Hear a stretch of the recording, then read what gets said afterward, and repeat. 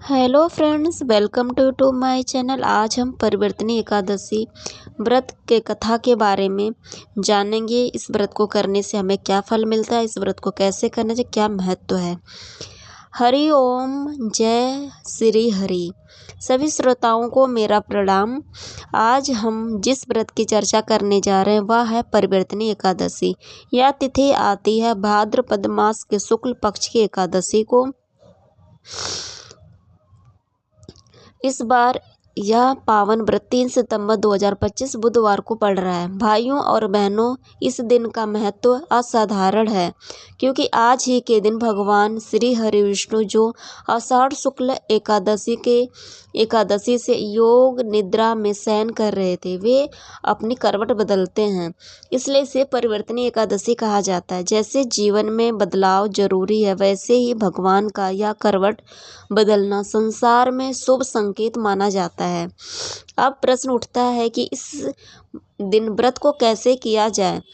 तो दशमी की रात को ही सात्विक भोजन करें, प्रातःकाल स्नान कर शुद्ध वस्त्र धारण करें, भगवान विष्णु की मूर्ति या चित्र के सामने दीपक प्रज्वलित करें, तुलसी दल, पीले फूल और पंचामृत अर्पित करें। दिन भर भगवान का नाम स्मरण करें।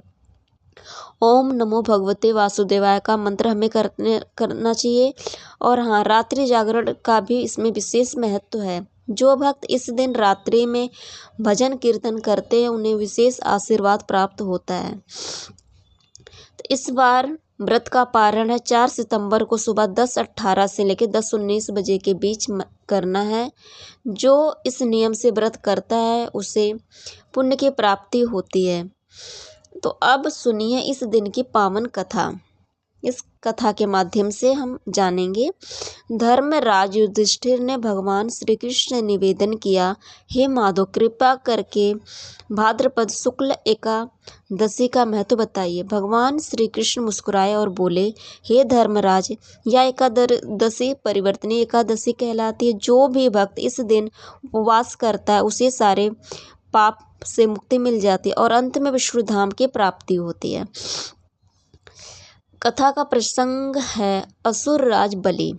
राजा बलि दानवीर और प्रतापी राजा थे। उनकी भक्ति और यज्ञ बल इतना था कि तीनों लोग उनके अधीन हो गया। देवता घबराकर भगवान विष्णु के शरण में पहुंचते हैं और भगवान से ने सोचा, बलि को पराजित करने से अच्छा है कि उसे भक्ति भाव से समझाया जाए। इसलिए उन्होंने वामन अवतार धारण किया, नन्हे बालक ब्राह्मण का रूप लिया। वामन भगवान यज्ञशाला में पहुंचे और बोले, महाराज, मुझे तो बस 3 पग भूमि चाहिए। राजा बलि ने हंसते हुए वचन दिया। तभी वामन ने अपना विराट रूप धारण कर लिया। एक पग में उन्होंने पूरी धरती नाप ली, दूसरे पग में आकाश। अब तीसरे पग के लिए उनके पास स्थान नहीं बचा। राजा बलि ने समझ लिया कि ये स्वयं भगवान है। उन्होंने सिर झुका दिया और कहा, प्रभु, तीसरा पग मेरे सर पर रख दीजिए। भगवान ने अपने शीश पर चरण रखकर उन्हें पाताल लोक का स्वामी बना दिया और आशीर्वाद दिया, हे बलि, तुम्हारी भक्ति और दानशीलता का यह यश अमर रहेगा। मेरी कृपा सदा तुम्हारे साथ रहेगी। इसलिए यह एकादशी वामन एकादशी भी कहलाती है। ओम नमो भगवते वासुदेवाय। हरे रामा हरे रामा हरे रामा रामा हरे हरे, हरे कृष्णा कृष्णा कृष्णा हरे हरे। इस मंत्र को हम पूरे दिन जाप करते हैं और इससे हम भगवान के बहुत समीप होते हैं। इस व्रत के करने से हमें फल मिलता है। इस व्रत से हमारे सारे पाप नष्ट हो जाते हैं। व्यक्ति को धर्म, अर्थ, काम और मोक्ष चारों पुरुषार्थ मिलते हैं। घर में सुख शांति समृद्धि आती है और भक्त को अंत समय में वैकुंठ धाम की प्राप्ति होती है। शास्त्रों में कहा गया है कि जो भक्त इस कथा को सुनता है उनका जीवन पवित्र हो जाता है, वह विष्णु का प्रिय बन जाता है।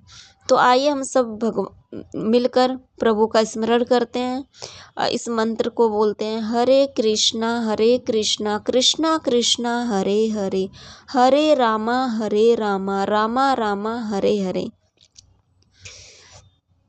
भाइयों और बहनों, आज हमने परिवर्तनी एकादशी की कथा सुनी। यह दिन हमें यह संदेश देता है जैसे भगवान विष्णु करवट बदलते हैं वैसे ही हमें भी जीवन में समय समय पर बदलाव करना चाहिए। भक्ति, दान और विनम्रता से जीवन को सजाना चाहिए। मेरी प्रार्थना है कि भगवान वामन देव और श्री हरि विष्णु आप सभी पर अपनी कृपा बनाए रखें। आपके जीवन में सुख, शांति और मोक्ष की प्राप्ति हो। आप सभी को मेरी ओर से परिवर्तनी एकादशी की हार्दिक शुभकामनाएं। जय श्री हरि विष्णु।